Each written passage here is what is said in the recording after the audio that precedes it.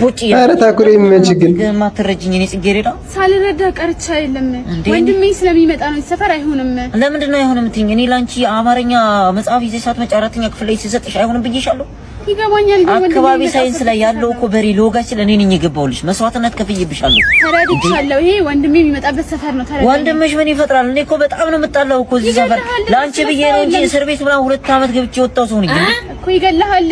ማን ነው የሚገለኝ የቱ ነው እንደውም መጣ እየነገርኩ ነበር አረ ወንድምሽ እና ምን ሊፈጥር ነው ምን ሊሆን ነው አራት ሰሞን ላንቺ ይሉኝ እቤቴ ቃሪያ ምርጥ የምታቀጥል ቃሪያ ናት 25 አርጋለሁ ቲማቲሙ ግን ከአንዳንድ ጉልት ከ30 ብር ፍንክች አይደለም የፈለገ ይቀራል እንጂ እኔ በጉልበቴ የምተዳደር ልጅ ነኝ